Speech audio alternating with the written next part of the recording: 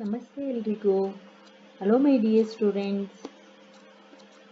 ಇವತ್ತು 8th class first chapter crop production and ಮ್ಯಾನೇಜ್ಮೆಂಟ್ನಲ್ಲಿ 1.7 ಯೂನಿಟಲ್ಲಿ ಡೈರೆಕ್ಟ್ ಕ್ವಶನ್ ಮತ್ತು ಆನ್ಸರ್ಸನ್ನು ತೆಗೆದಿದ್ದೀನಿ. ಇದರದ್ದು ಫುಲ್ ಕನ್ನಡ ಎಕ್ಸ್ಪ್ಲನೇಷನನ್ನು ಇವತ್ತು ಕೊಡ್ತಿದ್ದೀನಿ. ಓಕೆನಾ? ಈ ಕ್ವಶನ್ ಆ್ಯಂಡ್ ಆನ್ಸರ್ಸು ನಾನು ಪದೇ ಪದೇ ಹೇಳ್ತಾ ಇದ್ದೀನಿ. ಯಾರು CETಗೆ ಎಕ್ಸಾಮ್ಸ್ಗೆ ಪ್ರಿಪೇರ್ ಆಗ್ತಾ ಇದ್ದೀರಾ ಅವರಿಗೆ ಅನುಕೂಲ ಆಗುತ್ತೆ.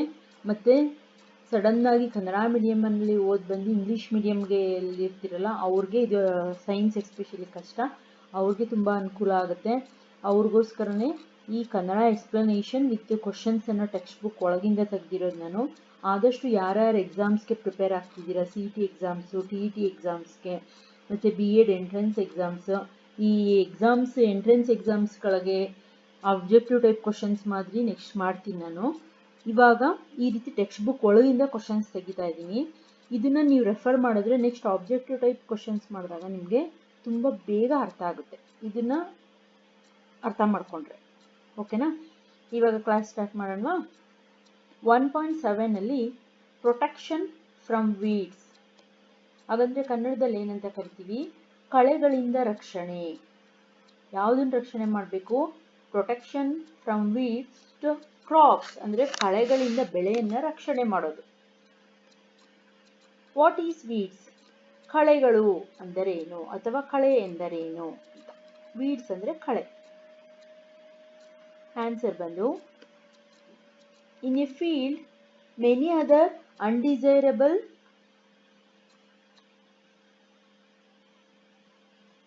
plants may grow naturally along with the crop. These undesirable plants are called weeds. ಹಾಗಂದ್ರೆ ಅರ್ಥ, in a field many other undesirable plants ಅಂದರೆ ಹೊಲದಲ್ಲಿ ಎಷ್ಟೊಂದು ಬೇಡದೇ ಇರುವಂತಹ ಸಸ್ಯಗಳು, ಅಂದರೆ ಅನಪೇಕ್ಷಿತ ಸಸ್ಯಗಳು. ಅನ್ಡಿಸೈರಬಲ್ ಅಂದರೆ ಅನಪೇಕ್ಷಿತ. ನಾವು ಬೆಳೆ, ಈಗ ಭತ್ತದ ಬೀಜ ಹಾಕಿದರೆ ಭತ್ತದ ಬೆಳೆ ಜೊತೆಗೆ ಇನ್ನೊಂದು ಯಾವುದೋ ಹುಲ್ಲೆಸ್ರೋ ಯಾವುದೋ ಕಳೆನೋ, ಈ ಕಾಂಗ್ರೆಸ್ ಗಿಡ ಅಂತ ಏನು ಕರಿತೀವಿ ಆ ಥರದ್ದು ಅನ್ಡಿಸೈರಬಲ್ ಅನಪೇಕ್ಷಿತ ಸಸ್ಯಗಳು ನೈಸರ್ಗಿಕವಾಗಿ ಬೆಳೆಯ ಮಧ್ಯದಲ್ಲಿ ಬೆಳೆದಿರುತ್ತೆ. May be grow naturally along with the crop, ಅಂದರೆ ಬೆಳೆಯ ಉದ್ದಕ್ಕೂ ಬೆಳೆ ಜೊತೆಗೆ ಅದು ಸಹ ಬೆಳೆದಿರುತ್ತೆ. ಅಂತಹ ಅನಪೇಕ್ಷಿತ ಸಸ್ಯಗಳನ್ನು, these undesirable plants are called weeds. ಅಂತಹ ಅನಪೇಕ್ಷಿತವಾದ ಅಥವಾ ಬೇಡದೇ ಇರುವಂತಹ ಸಸ್ಯಗಳನ್ನು ನಾವೇನಂತ ಕರಿತೀವಿ? ಕಳೆ ಅಥವಾ ಕಳೆಗಳು ಅಂತ ಕರಿತೀವಿ. ಓಕೆನಾ? ಫಸ್ಟ್ ಕ್ವಶನ್ ಆ್ಯಂಡ್ ಆನ್ಸರ್ ಅರ್ಥ ಆಯ್ತಲ್ವಾ? Next question, what is weedicides? Weedicides ಅಂದರೆ ಇಲ್ಲಿ ಕಳೆನಾಶಕಗಳು ಎಂದರೇನು? ವೀಡ್ಸ್ ಅಂದರೆ ಕಳೆಗಳು, ವೀಡಿಸೈಡ್ಸ್ ಅಂದರೆ ಕಳೆನಾಶಕಗಳು. ಇಲ್ಲಿ ಚಿತ್ರವನ್ನು ಹಾಕಿದ್ದೀನಿ ನೋಡಿ. ಸ್ಪ್ರೇಯಿಂಗ್ ವೀಡಿಸೈಡ್ಸ್, ಬೆಳೆಗಳಿಗೆ ಕಳೆನಾಶಕಗಳನ್ನು ಅಂದರೆ ಔಷಧಿಯನ್ನು ಸಿಂಪಡಿಸ್ತಾ ಇದ್ದಾರೆ. ಅದರದ್ದು ವೀಡಿಸೈಡ್ ಅಂದರೆ ಕಳೆನಾಶಕಗಳು, ಅಂದರೆ ಕಳೆಯನ್ನು ಬರದೇ ಇರೋ ರೀತಿ ತಡೆಯುವಂತಹ ಔಷಧಿ. ಆನ್ಸರ್ ಬಂದು, weeds are also controlled by using certain chemicals are called weedicides. ಅಂದರೆ ಕೆಲವು ಔಷಧಿಗಳನ್ನು ಬಳಸಿ, ಅಂದರೆ ರಾಸಾಯನಿಕ ಔಷಧಿಗಳನ್ನು ಬಳಸಿ ಕಳೆಗಳನ್ನು ನಿಯಂತ್ರಿಸುವಂತಹ ಕ್ರಿಯೆಗೆ ಕಳೆನಾಶಕಗಳು. Weeds are also controlled by using certain chemicals, ಅಂದರೆ ಕೆಲವು ರಾಸಾಯನಿಕಗಳನ್ನು ಬಳಸಿ ಕಳೆಗಳನ್ನು ನಿಯಂತ್ರಿಸುವ ವಿಧಾನ. ಔಷಧಿ, ರಾಸಾಯನಿಕಗಳನ್ನು, ಕೆಲವು ಔಷಧಿಗಳನ್ನು ಬಳಸಿ ಕಳೆಯನ್ನು ನಿಯಂತ್ರಿಸುವ ವಿಧಾನಕ್ಕೆ ಕಳೆನಾಶಕಗಳು ಅಂತ ಕರಿತೀವಿ. ಓಕೆನಾ? ಥರ್ಡ್ ಕ್ವಶನ್ ಬಂದು, give an example for ವೀಡಿಸೈಡ್ಸ್.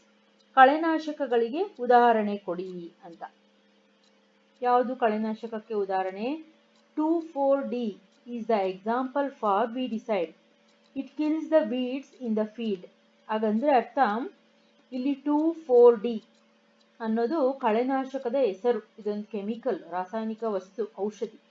2,4-D ಅನ್ನು ಬಳಸ್ತಾರೆ. 2,4-D ಅನ್ನುವಂತಹ ಕಳೆನಾಶಕವನ್ನು ಬಳಸಿದ್ರೆ it kills the weeds in the field, ಅಂದರೆ ಹೊಲದಲ್ಲಿ ಗದ್ದೆಗಳಲ್ಲಿ ಇರುವಂತಹ ಕಳೆಗಳನ್ನು ಇದು ನಾಶ ಮಾಡುತ್ತೆ, ಸಾಯಿಸುತ್ತೆ. ಓಕೆನಾ? Next, what is weeding? ಹಾಗಂದ್ರೆ ವೀಡ್ಲಿಂಗ್ ಅಂದ್ರೆ ಏನು? ವೀಡ್ ಆಯಿತು, ವೀಡಿಸೈಡ್ಸ್ ಆಯಿತು, ಈ ವೀಡ್ಲಿಂಗ್ ವೀಡ್ಲಿಂಗ್ ಅಂದ್ರೆ ಕಳೆ ಕಿತ್ತಲು ಎಂದರೇನು? ಕಳೆ ಕಿತ್ತಲು ಎಂದರೇನು ಅಂತ. ಈ ಕಳೆಗಳು ಔಷಧಿ ಹಾಕಿದ್ರು ಕೆಲವೊಂದು ಹೋಗಿರಲ್ಲ, ಆಗ ಏನ್ ಮಾಡ್ಬೇಕಾಗುತ್ತೆ, ನಾವು ಈ ಮೆಥಡ್ ಅನ್ನ ಯೂಸ್ ಮಾಡ್ಬೇಕಾಗುತ್ತೆ, ವೀಡ್ಲಿಂಗ್ ಮೆಥಡ್. ಹಾಗಂದ್ರೆ ಏನು ವೀಡ್ಲಿಂಗ್ ಅಂದ್ರೆ? The removal of weeds is called weeding. ಕಳೆ ತೆಗೆಯುವುದನ್ನು ಕಳೆ ಕೀಳುವುದು ಎನ್ನುತ್ತಾರೆ. ಇಲ್ಲಿ ವೀಡ್ಲಿಂಗ್ ಅಂದ್ರೆ ಕಳೆ ಕೀಳುವುದು ಅಂತ. ದ ರಿಮೂವಲ್ ಆಫ್ ವೀಡ್ಸ್, ಕಳೆ ತೆಗೆಯುವುದೇ ಕಳೆ ಕೀಳುವುದು ಅಂತ ಕರಿತೀವಿ. ಓಕೆನಾ? ಇದಿಷ್ಟು ಡೈರೆಕ್ಟ್ ಕ್ವಶನ್ 1.7 ನಲ್ಲಿ. ನೆಕ್ಸ್ಟ್ ಬನ್ನಿ ಇಂಡೈರೆಕ್ಟ್ ಮತ್ತೆ ಟ್ವಿಸ್ಟೆಡ್ ಕ್ವಶನ್.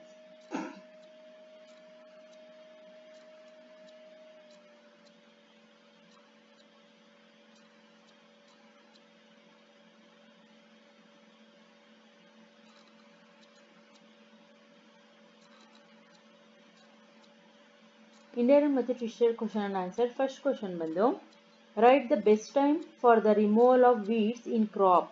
ಹಾಗಂದ್ರೇನು? ಬೆಳೆಗಳಲ್ಲಿ ಕಳೆಗಳನ್ನು ತೆಗೆಯಲು ಉತ್ತಮ ಸಮಯ ಯಾವುದು ಅಂತ. ಯಾವಾಗ ಅಂತ. ಬೆಳೆ ಬಂದ್ಮೇಲೆ ಆ ಕಳೆಗಳನ್ನ ತೆಗೆಯೋದಕ್ಕೆ ಯಾವುದು ಉತ್ತಮ ಸಮಯ? Write the best time for the removal of weeds in crops. Answer ಬಂದು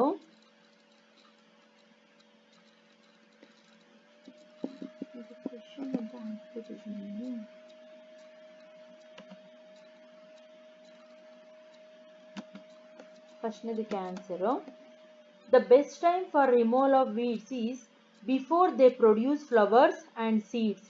ಯಾವಾಗ ಬೆಳೆ ಬೆಳೆದಾದ್ಮೇಲೆ ಯಾವ ಸಮಯದಲ್ಲಿ ಕಳೆಯನ್ನ ಕೀಳ್ಬೇಕು? ಹೂವು ಮತ್ತೆ ಬೀಜಗಳನ್ನ ಬಿಡುವ ಮೊದಲು. ಈ ಬೆಳೆ, ಈಗ ಭತ್ತವನ್ನ ಹಾಕಿರ್ತೀರ, ಭತ್ತ ಅದು ತೆನೆ ಬರೋದಕ್ಕಿಂತ ಮುಂಚೆ ಅಥವಾ ಅದು ಬೀಜವನ್ನ ಭತ್ತ ಬರೋದಕ್ಕಿಂತ ಮುಂಚೆ, ಹೂವು ಆಗೋದಕ್ಕಿಂತ ಮುಂಚೆ ಈ ಕಳೆಗಳನ್ನ ನಾವು ತೆಗೆಯೋದು ಉತ್ತಮ ಸಮಯ. ಅದು ಬಂದ್ಮೇಲೆ ತೆಗಿಯೋಕೆ ಕಷ್ಟ ಆಗುತ್ತೆ, ಅದು ಬರೋಕ್ಕಿಂತ ಮುಂಚೆನೆ ಏನ್ ಮಾಡ್ಬೇಕು? ಕಳೆಗಳನ್ನ ತೆಗಿಬೇಕು. Before they produce flowers and seeds ಅಂದ್ರೆ ಹೂವು ಮತ್ತೆ ಬೀಜ ಬರೋದಕ್ಕಿಂತ ಮುಂಚೆ ಕಳೆಯನ್ನ ತೆಗೆದು ಬಿಡಬೇಕು. ನೆಕ್ಸ್ಟ್ ನೋಡಿ, why we need to use of weedicides, give reason. ಇದು ಟ್ವಿಸ್ಟೆಡ್ ಕ್ವಶನ್. ನಾವು ಯಾಕೆ ಕಳೆನಾಶಕಗಳನ್ನ ಬಳಸಬೇಕು? ಕಾರಣ ಕೊಡಿ. Why we need to use of weedicides. Weedicides ಅಂದ್ರೆ ಕಳೆನಾಶಕಗಳು. ಗಿವ್ ರೀಸನ್, ಕಾರಣ ಕೊಡಿ ಅಂತ. ಅಥವಾ ಈ ತರನೂ ಕೇಳ್ಬೋದು question, what is the use of weedicides for killing of weeds. ಈ ಕಳೆನಾಶಕಗಳನ್ನ ಬಳಸೋದ್ರಿಂದ ಏನು ಉಪಯೋಗ ಅಂತ.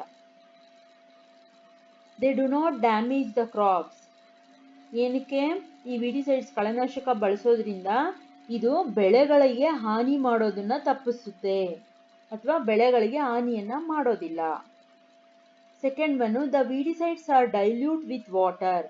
ಈ ಕಳೆನಾಶಕಗಳೇನು ನೀರಿನಲ್ಲಿ ಡೈಲ್ಯೂಟ್ ಆಗ್ಬಿಡುತ್ತೆ, ಅಂದ್ರೆ ಕರ್ಗೋಗ್ಬಿಡುತ್ತೆ, ದುರ್ಬಲವಾಗ್ಬಿಡುತ್ತೆ. Next, the extent required are and sprayed in the field with a sprays. ಹಾಗಂದ್ರೆ ಅಗತ್ಯವಿರುವಷ್ಟು ಮಾತ್ರ ಆ ಹೊಲಗಳಿಗೆ ಏನನ್ನ ಈ ಕಳೆನಾಶಕಗಳನ್ನ ಸ್ಪ್ರೇ ಮಾಡಬೇಕು. ಅದರಿಂದನೂ ಸಹ ಇದೇನ್ ಮಾಡುತ್ತೆ, ಅಗತ್ಯವಿರುವಷ್ಟು ಹೊಲಗಳಲ್ಲಿ ಎಷ್ಟು ಬೇಕೋ ಅಷ್ಟು ಬೆಳೆ ಬೆಳೆಯೋದಕ್ಕೆ ಅನುಕೂಲ ಮಾಡಿಕೊಡುತ್ತೆ ಈ ಕಳೆಯನ್ನ ತೆಗೆಯೋದ್ರಿಂದ. ಇದಿಷ್ಟು 3 ರೀಸನ್ಸ್ ನಾವು ಕಳೆನಾಶಕ ಬಳಸೋದ್ರಿಂದ ಆಗುವಂತಹ ಉಪಯೋಗ. ನೆಕ್ಸ್ಟ್ ಬನ್ನಿ third, write the effects of weeds. ಕಳೆಗಳಿಂದ ಆಗುವಂತಹ ಅನಾನುಕೂಲತೆ ಏನು, ಅಥವಾ ಕಳೆಗಳಿಂದ ಆಗುವ ಪರಿಣಾಮ ಏನು, ಕಳೆಗಳಿದ್ರೆ ಬೆಳೆಗಳ ಮಧ್ಯೆ ಅಂತ. ಆನ್ಸರ್ ಬಂದು they effect the growth of crops. ಈ ಕಳೆಗಳನ್ನ ಹಾಗೆ ಬಿಟ್ರೆ, ಕೀಳದೆ ಹೋದ್ರೆ ಏನಾಗುತ್ತೆ, ಇದು ಬೆಳೆಯನ್ನ ಬೆಳೆಯೋದರ ಮೇಲೆ ಪರಿಣಾಮ ಬೀರುತ್ತೆ. The effects the growth of crops. Second one, some weeds interfere even in harvesting. ಮತ್ತೆ ಈ ಕಳೆಗಳು ಕೆಲವೊಂದು ಸಮಯದಲ್ಲಿ ಬೆಳೆಯನ್ನ ಕಟ್ ಮಾಡಬೇಕಾದ್ರೆ ಆ ಬೆಳೆಗೆ ಅಡ್ಡಲಾಗಿ ಬರುವಂತಹ ಸಾಧ್ಯತೆ ಇರುತ್ತೆ.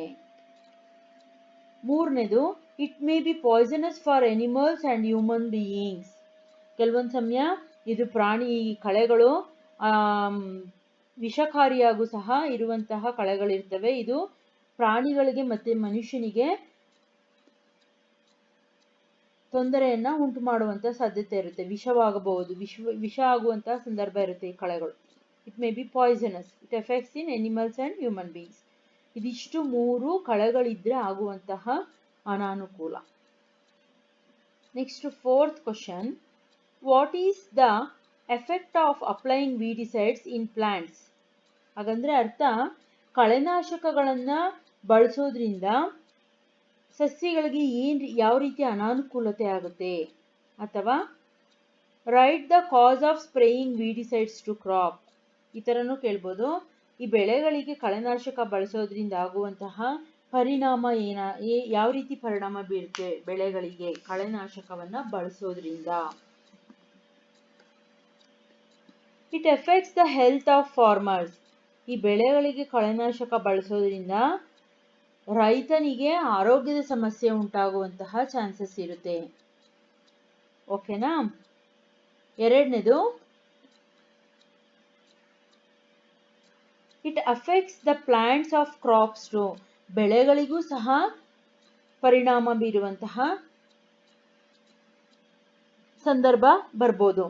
ಒಂದನೇದು, ರೈತರಿಗೂ ಇದು ಆರೋಗ್ಯ ಸಮಸ್ಯೆ ತಂದೊಡ್ಡುತ್ತೆ ಕಳೆನಾಶಕ ಬಳಸೋದ್ರಿಂದ. ಎರಡನೇದು, ಬೆಳೆಗಳಿಗೂ ಸಹ ತೊಂದರೆ ಉಂಟು ಮಾಡುವಂತಹ ಸಂದರ್ಭ ಬರ್ಬೋದು ಈ ಕಳೆನಾಶಕ ಬಳಸೋದ್ರಿಂದ. ಇದೆರಡು ಕಳೆನಾಶಕ ಬಳಸೋದ್ರಿಂದ ಆಗುವಂತಹ ಪರಿಣಾಮ. 5th question. When we sprayed weedicides to crops. ಈ ಕಳೆನಾಶಕವನ್ನ ಯಾವ ಸಮಯದಲ್ಲಿ ಬಳಸಬೇಕು ಬೆಳೆಗಳಿಗೆ ಅಂದ್ರೆ, ಅಥವಾ what is the best time to spray weedicides? ಕಳೆನಾಶಕಗಳನ್ನು ಸಿಂಪಡಿಸೋದಕ್ಕೆ ಯಾವುದು ಉತ್ತಮ ಸಮಯ? ಬೆಳೆಗಳಿಗೆ ಕಳೆನಾಶಕ ಬಳಸೋದಕ್ಕೆ ಯಾವುದು ಉತ್ತಮ ಸಮಯ ಅಂತ. ಆನ್ಸರ್ ಬಂದು, the weedicides are sprayed during the vegetative growth of weeds before flowering and seed formation. ಹಾಗಂದ್ರೆ ಅರ್ಥ, ಕಳೆನಾಶಕಗಳನ್ನ ನಾವು ಯಾವಾಗ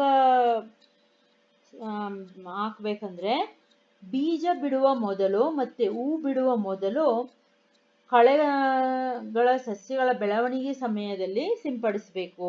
ಅಂದ್ರೆ ಅದು ಬೆಳೀತಾ ಇರುವಂತ ಸಮಯದಲ್ಲಿ, ಅಲ್ಲೂ ಅವಾಗ್ಲೂ ಹೇಳಿದ್ವಿ, ಕಳೆಯನ್ನ ಕೀಳ್ಬೇಕು ಅಂದ್ರೂ ಅದು ಹೂ ಬಿಡೋದಕ್ಕಿಂತ ಮುಂಚೆ, ಬೀಜ ಬಿಡೋದಕ್ಕಿಂತ ಮುಂಚೆ ತೆಗಿಬೇಕು.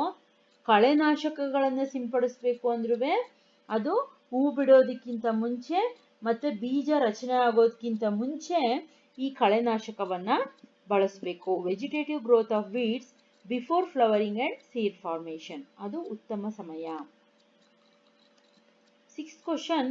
How the final removal of crops are manual removal of crops happen? ಹಾಗಂದ್ರೇನು? ಬೆಳೆಗಳ ಅಂತಿಮ ತೆಗೆಯುವಿಕೆ ಅಥವಾ ಬೆಳೆಗಳನ್ನ ಯಾವಾಗ ಕೈಯಾರೆ ತೆಗಿಬೋದು ಅಂತ, ಯಾವ ಟೈಮಲ್ಲಿ ತೆಗಿಬೋದು ಅಂತ. ಟೈಮ್ ಯಾವಾಗ ಅದು ರಿಮೂವ್ ಮಾಡೋದಕ್ಕೆ ಹೇಗೆ ಗೊತ್ತಾಗುತ್ತೆ ನಮಗೆ?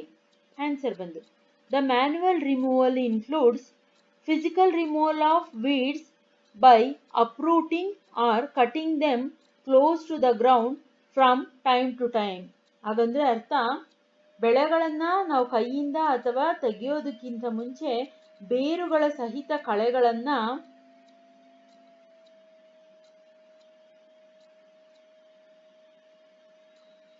ಭೌತಿಕವಾಗಿ ತೆಗೆದುಹಾಕುವುದು ಮತ್ತೆ ಕಾಲ ಕಾಲಕ್ಕೆ ಅವುಗಳನ್ನು ನೆಲದ ಹತ್ತಿರ ಕತ್ತರಿಸುವುದು. ಈ ಬೆಳೆಗಳನ್ನು ನಾವು ಯಾವಾಗ ತೆಗಿಬೋದು ಅಂದ್ರೆ, ಬೇರ್ ಸಮೇತನೂ ಕೆಲವೊಂದು ಕಳೆಗಳನ್ನ ತೆಗೆದಾಕ್ಬಿಡ್ತೀವಿ. ಅದು ತೆಗೆದ ನಂತರ cutting them close to the ground from time to time, ಅದ ನಂತರ ಬೆಳೆಗಳ ಕಾಲ ಕಾಲಕ್ಕೆ ಅವುಗಳನ್ನು ನೆಲದ ಹತ್ತಿರ ಕತ್ತರಿಸ್ತಾ ಇರಬೇಕು. ಇದು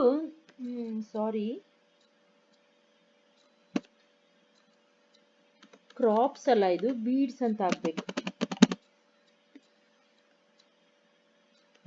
ಇಲ್ಲಿ ಕ್ರಾಪ್ಸ್ ಅಂದ್ರೆ ಬೆಳೆಗಳು ಅಂತ ಆಗುತ್ತೆ. ಬೀಡ್ಸ್ ಕಳೆಗಳನ್ನು ತೆಗೆಯುವಂತಹ ಸಮಯ ಯಾವುದು ಅಂತ ಆಗ್ಬೇಕಿದೆ. ಓಕೆನಾ? ಅದನ್ನ ಯಾವಾಗ ತೆಗಿಬೋದು ಅಂದ್ರೆ,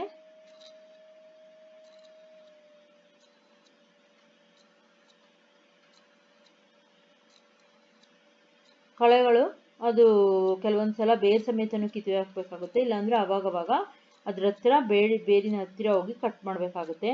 ಇದನ್ನು ಯಾವುದ್ರ ಸಹಾಯದಿಂದ ತೆಗಿಬೋದು ನಾವು? This is done with the help of khurpi, ಆರೆ ಗುದ್ದಿಲು ಅಂತ ಕರಿತೀವಲ್ಲ, ಅದ್ರ ಮುಖಾಂತರನೂ ಈ ಕಳೆಗಳನ್ನು ತೆಗಿಬೋದು.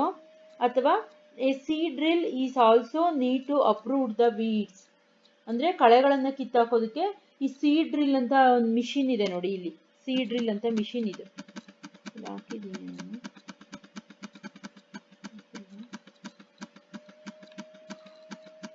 ಸೀಡ್ ಡ್ರಿಲ್ ಮಿಷಿನ್ ಹಾಕಿಲ್ಲ.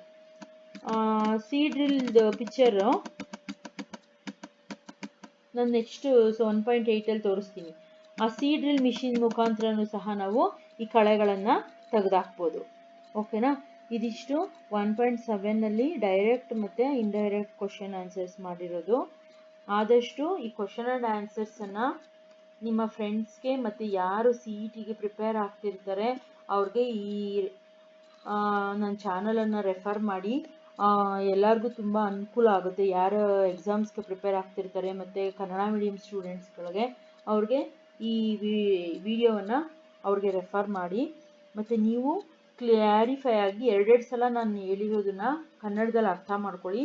ನಿಮಗೆ ಆವಾಗ ಪಾಠದಲ್ಲಿ ಏನಿದೆ, ಯಾವ ಥರ ಕ್ವಶನ್ ಕೇಳ್ಬೋದು ಅಂತ ತುಂಬ ಚೆನ್ನಾಗಿ ಅರ್ಥ ಆಗುತ್ತೆ. ಓಕೆನಾ? ಇಲ್ಲಿ ನಾನು ನೋಟನ್ನು ಹಾಕಿದ್ದೀನಿ, ಇದನ್ನು ಸಹ ಒಂದ್ಸಲ ಅಬ್ಸರ್ವ್ ಮಾಡಿ. ನಿಮ್ಗೆ ಏನಾದರೂ ಡೌಟ್ಸ್ ಇದ್ದರೆ ಕಮೆಂಟ್ ಬಾಕ್ಸಲ್ಲಿ ಹಾಕಿ, ನಾನು ಅದನ್ನು ಕ್ಲಾರಿಫೈ ಮಾಡ್ತೀನಿ. ಓಕೆನಾ? Thank you my dear students. Next 1.8 ಕ್ಲಾಸಲ್ಲಿ ಮತ್ತೆ ಸಿಗೋಣ.